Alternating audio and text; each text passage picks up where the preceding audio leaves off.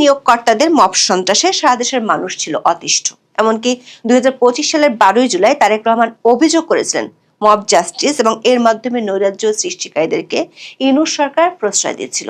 তিনি প্রশ্ন তুলেন, যারা মব তৈরি করছে তারা কেন গ্রেপ্তার হচ্ছিল না? এ ব্যাপারে সরকারের প্রচ্ছন্ন মদত আছে কিনা এমন প্রশ্ন তুলেছিলেন তারেক রহমান, যিনি ত্রয়োদশ জাতীয় সংসদ নির্বাচনের মাধ্যমে এখন বাংলাদেশের প্রধানমন্ত্রী।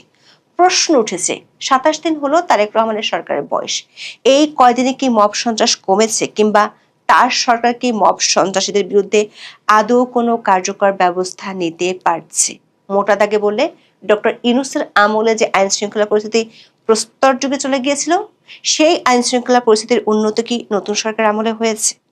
স্বরাষ্ট্রমন্ত্রী সালাউদ্দিন আহমেদ দাবি করেছেন, নতুন সরকার দায়িত্ব নেওয়ার পর দেশের আইন শৃঙ্খলা পরিস্থিতির দৃশ্যমান উন্নতি হয়েছে। কিন্তু স্বরাষ্ট্রমন্ত্রী যখন পরিস্থিতির উন্নতি দাবি করছেন, তখন পুলিশের অস্ত্র ছিনতাই হচ্ছে, দুদকের মহাপরিচালকের ফোন ছিনতাই করে নিয়ে যাচ্ছে, বাড়ছে খুন, বাড়ছে ধর্ষণ, সাথে পাল্লা দিয়ে ইউনূসের আমলের মতো থামছে না মব সন্ত্রাস। অবশ্য ইউনূস সরকার যেমন মবকারীদের দেখেও না দেখার ভান করত, বিএনপির আমলেও একই ধরনের ঘটনা ঘটতে দেখা যাচ্ছে। যারা মবকারী তারা হামলা চালাচ্ছে, আর জেলে যেতে হচ্ছে যারা আক্রান্ত তাদের। যদিও সরকার এক মন্ত্রী বলেছেন 2-3 মাসের মধ্যে শুরু হবে আরেকটি অপারেশন ক্লিন হার্ট। প্রশ্ন হলো, সেই অপারেশন ক্লিন হার্ট 2.0 কি মব সন্ত্রাসীরা ধরাছোঁয়ার বাইরে থেকে যাবে, যেমনটা ইউনূসের টেবিল হান্টের ক্ষেত্রে ঘটেছিল?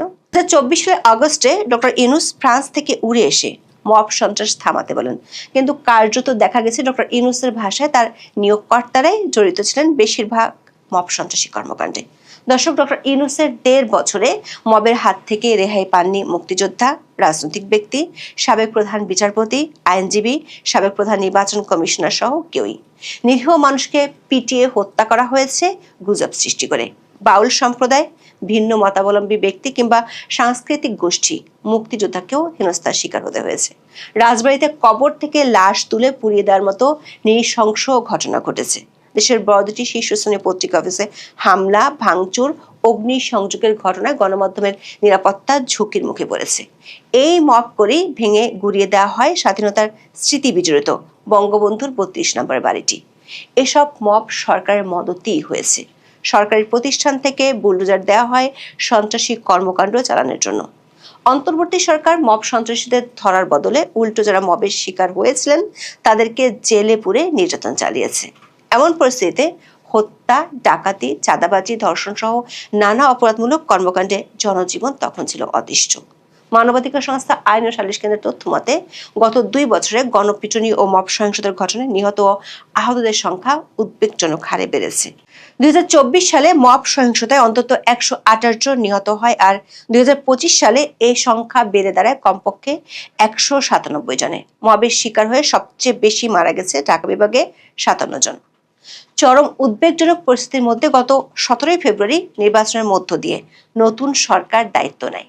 নতুন সরকার দায়িত্ব নেওয়ার পর সবচেয়ে বড় যে চ্যালেঞ্জের মুখোমুখি হয় তা হলো দেশের ভেঙে পড়া আইন শৃঙ্খলা পরিস্থিতি নিয়ন্ত্রণে আনা। এরই মধ্যে 3 সপ্তাহের বেশি সময় পার হয়ে গেল। তাতে কি ডক্টর ইউনূসের আমলে ভেঙে পড়া আইন শৃঙ্খলা পরিস্থিতির কোনো উন্নতি হয়েছে? দেখে আসি পরিস্থিতিটা কি। প্রথমে দেখি ছিনতাই বেড়েছে নাকি কমেছে। অন্তর্বর্তী সরকার আমলে ঢাকার জন্য ছিনতাইয়ের স্বর্গরাজ্য ছিল মোহাম্মদপুর। সেই মোহাম্মদপুরে 8ই মার্চ তারাবির নামাজ শেষে হাঁটাহাঁটি করতে বের হয়েছিলেন দুর্নীতি দমন কমিশন বা দুদকের মহাপরিচালক মোতাহার হোসেন।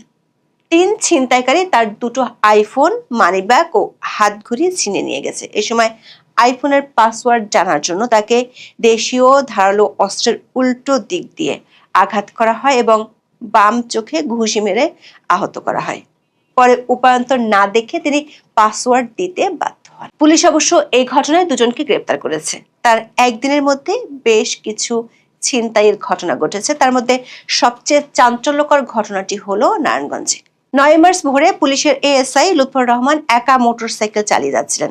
এই সময় পেছন থেকে আসা আরেকটি মোটরসাইকেলে থাকা 3 ছিনতাইকারী নগর ভবনের গোল চত্বরের সামনে তার গতিরোধ করে। এরপর 2 ছিনতাইকারী মোটরসাইকেল থেকে নেমে এএসআই লুৎফর রহমানকে ঘিরে ফেলে এবং তাকে এলো পাতারে ধারালো অস্ত্র দিয়ে আঘাত করে। এক পর্যায়ে তার কোমরে থাকা পিস্তলটি ছিনিয়ে নেয়। 24 ঘন্টা পর পুলিশ ছিনতাই হওয়া অস্ত্রটি উদ্ধার করতে পেরেছে। তার ঠিক একদিন আগে সিদ্ধিরগঞ্জের জালকুড়ি এলাকায় ঢাকা নারায়ণগঞ্জ সংযোগ সড়কে একটি ব্যাটারি চালিত রিকশা থামিয়ে ছিনতাই চেষ্টা অভিযোগে এক যুবককে পিটিয়ে হত্যা করা হয়। গত একদিনের ব্যবধানে গাজীপুরে ব্যবসায়ীর কাছ থেকে প্রায় 2 লাখ টাকা ছিনিয়ে নেয়। এই ঘটনায় গুরুতর আহত হয় এক ডিস্ট্রিবিউটর। সাতক্ষীরায় বিকাশ এজেন্টকে কুপিয়ে 10 লাখ টাকা ছিনতাই করে নিয়ে গেছে। ফেনীতে ছিনতাই হওয়া অটোরিকশার পিছনে দৌড়াতে গিয়ে ট্রাকের নিচে চাপা পড়েন এক কিশোর চালক। ছিনতাইয়ের মতো খুন আর ধর্ষণের ঘটনাও গত কয়েক সপ্তাহে বেড়ে চলেছে। গত সপ্তাহে 8 বছরের এক শিশুকে ধর্ষণ ও পরে হত্যা করা হয়। গত শনিবার ওই শিশুকে চকলেট কিনে দেওয়ার কথা বলে কুমিরার কাজীপাড়ার বাড়ি থেকে বের করে দুর্বৃত্তরা। পরে বাসে করে কুমিরা থেকে সীতাকুণ্ডে নিয়ে যায়। সেখান থেকে হেঁটে বোটানিক্যাল গার্ডেন এলাকায় দুর্গম পাহাড়ে ওঠেন। সেখানে শিশুটিকে ধর্ষণের চেষ্টা করা হয়।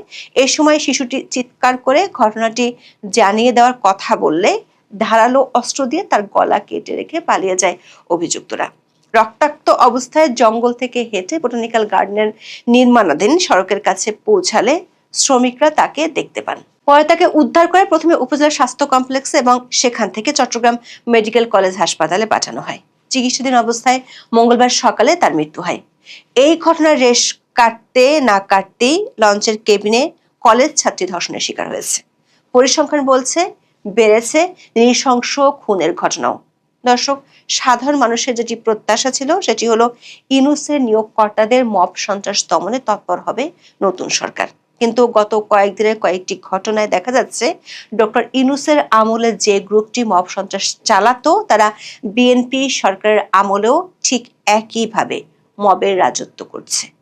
সবশেষ ঢাকা বিশ্ববিদ্যালয়ে এক শিক্ষার্থীকে পিটিয়ে মুমূর্ষু অবস্থায় থানার সামনে রেখে যাওয়ার ঘটনায় দেশ জুড়ে তীব্র সমালোচনার জন্ম দিয়েছে। প্রথম আলোর খবরে বলা হয়েছে, ছাত্রলীগের সাথে জড়িত থাকার অভিযোগে ঢাকা বিশ্ববিদ্যালয়ের রাহিদ খান পাবেল নামে একজন শিক্ষার্থীকে 3 দফায় মারধর করা হয়েছে। 9 মার্চ রাত 3টার পরে প্রথমে বুয়েট ক্যাম্পাসে, তারপর ঢাবি ক্যাম্পাসে মারধরের পর তাকে শাহবাগ থানায় রেখে আসা হয়। থানার সামনেও তাকে মারধর করা হয়। পাবেল অভিযোগ করেছেন, বৈষম্য বিরোধী ছাত্র আন্দোলনের নেতারা তাকে মারধর করেছে। এই সময় তিনি বৈষম্য বিরোধী ছাত্র আন্দোলনের হাসিব আল ইসলাম, মোহাম্মদ সাইফুল্লাহ, সর্দার নাদিম মোহাম্মদ শুভ, আবরার সহ আরো কয়েকজনের নাম উল্লেখ করেন। বিস্ময়ের ব্যাপার হলো, আহত পাবেলের মা থানায় অভিযোগ দায়ের করতে গেলে পুলিশের গড়িমসি দেখে বোঝা যায় সরকার উপর মহলের নির্দেশ নেই, যেমনটা অধ্যাপক ইউনূসের আমলে প্রতিটি মব সন্ত্রাসের ঘটনায় করা হতো। অনেক নাটকের পর শেষ পর্যন্ত অভিযোগটি নিলেও মামলা প্রত্যাহারের জন্য নানা মহল থেকে চাপ দেওয়া হচ্ছে বলে অভিযোগ পাওয়া গেছে। এই ঘটনায় অভিযোগের কাগজটি শেষ পর্যন্ত শাহবাগ থানা নিলেও আগের দিনের মবের ঘটনায় ঠিক ঘটেছে উল্টোটো। যারা মব করেছে তাদের গ্রেপ্তার না করে পুলিশ যারা মার খেয়েছে তাদের সন্ত্রাস দমন আইনে জেলে পুরেছে। বঙ্গবন্ধুর ঐতিহাসিক 7 মার্চের ভাষণের অডিও প্রচারের ঘটনাকে কেন্দ্র করে মবের ঘটনায় সারা দেশ হতবিহ্বল হয়ে পড়ে। শনিবার বেলা 3টার দিকে রাজধানীর চাংখারপুল এলাকায় বঙ্গবন্ধুর 7 মার্চের ভাষণ সাউন্ড বক্সে বাজানোর সময় আসিফ আহমেদকে আটক করে শাহবাগ থানা পুলিশ। আটকের প্রতিবাদে রাত 9:30টার দিকে শাহবাগ থানার সামনে অবস্থান নিয়ে আবার ভাষণ বাজানোর কর্মসূচি ঘোষণা করেন শেখ তাসনিম আফরোজ ইমি, আব্দুল্লাহ আল মামুন সহ কয়েকজন। রিকশায় করে মাইকে ভাষণ বাজানোর সময় ডাকসু নেতা এবি জুবায়ের, মোসাদ্দেক আলী ইবনে মোহাম্মদ, এনসিপির ছাত্র সংগঠন জাতীয় ছাত্র শক্তির আহ্বায়ক তাহমিদ আল মোদাসসির সহ বেশ কয়েকজন রীতিমতো মব করে শেখ তাসনিম আফরোজ ও আব্দুল্লাহ আল মামুনকে জোর করে ধরে শাহবাগ থানার ভিতরে নিয়ে যায়। এই সময় থানার ভিতরেই আব্দুল্লাহ আল মামুনকে মারধর করা হয়। পরে পুলিশ তাদের আটক করে রাখে। রোববার আটক 3 জনকে সন্ত্রাস বিরোধী আইনে শাহবাগ থানার একটি মামলায় গ্রেপ্তার দেখিয়ে কারাগারে পাঠানো হয়। এই ঘটনায় পুলিশ বাদী হয়ে মামলা করেছে। ইউনূসের শাসনামলের মতো তারেক রহমানের শাসনেও দেখা যাচ্ছে মবের জয় জয়কার। সবচেয়ে বড় কথা হলো, মুক্তিযুদ্ধের দল বলে দাবি করা বিএনপি শাসনামলে 7 মার্চের ভাষণ বাজানো সন্ত্রাসী কর্মকাণ্ড হিসেবে বিবেচিত হচ্ছে। দর্শক, ইউনূসের আমলে দেশে আইন শৃঙ্খলা পরিস্থিতি ছিল ভয়াবহ। তার আমলের 18 মাসে একরকম হরের দরে ঘটনা ঘটেছে। আবার হত্যা, চাঁদাবাজি, ডাকাতি, ধর্ষণ এসব কিছু ছিল প্রতিদিনকার ঘটনা। আইন শৃঙ্খলা পরিস্থিতির চরম অবনতি হলেও সরকার থেকেছে নিশ্চুপ। সরকারের কর্তা ব্যক্তিরা বলেছেন এগুলো মব নয়, প্রেশার গ্রুপ। নতুন সরকার ক্ষমতায় আসার পরও সে অবস্থার দৃশ্যমান কোনো পরিবর্তন চোখে পড়েনি। তবে স্বরাষ্ট্রমন্ত্রী দাবি করেছেন আইন শৃঙ্খলা পরিস্থিতির দৃশ্যমান উন্নতি হয়েছে। তবে স্বরাষ্ট্রমন্ত্রীর ভাষায় আগের মব সন্ত্রাসীরা যেসব কর্মকাণ্ড এখন চালিয়ে যাচ্ছেন সেগুলো ঠিক মব নয়। স্বরাষ্ট্রমন্ত্রীর দাবি কোনো অপরাধীকে ছাড় দেওয়া হচ্ছে না। প্রশ্ন হলো স্বরাষ্ট্রমন্ত্রী যে দাবি করেছেন তা কতটুকু সঠিক? পরিস্থিতি যদি উন্নতি হয় তাহলে ধর্ষণ, ডাকাতি, চাঁদাবাজি আর খুনের ঘটনা কেন বাড়ছে? গত 8 মার্চ পরিবেশ মন্ত্রী আব্দুল্লাহ আল মিন্টু বলেছেন সরকার 2-3 মাসের মধ্যেই অপারেশন ক্লিন হার্টের মতো একটি অভিযান চালাবে।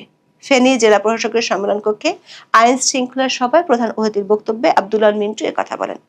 কিন্তু মবকারীদের দেখেও না দেখার ভান করে উল্টো নির্যাতিতদের জেলে পুরে যদি অপারেশন ক্লিন হার্ট 2.0 করা হয় তাহলে সেটি তো হবে ইউনূসের টেবিল হান্টের আরেকটি নতুন ভার্সন। এই যে সারাদিন চিল্লাইতো না বঙ্গু, মূর্খ বঙ্গুরা, ঢাকা না দিল্লি, দিল্লি ঢাকা, ঢাকা না দিল্লি চিল্লাইতো, যে ওদের কথা বলছি। ওহে মূর্খ জাতি, হঠাৎ কি হলো? এই যে ইরানের সাথে আমেরিকা এবং ইসরায়েলের যুদ্ধ, তাতে তোদের তেল নাই। 8 ঘন্টা 10 ঘন্টা মোটরসাইকেল নিয়ে দাঁড়াইয়া থাকোস, পেট্রোল পাম্পে তেল পাস না। তো এখন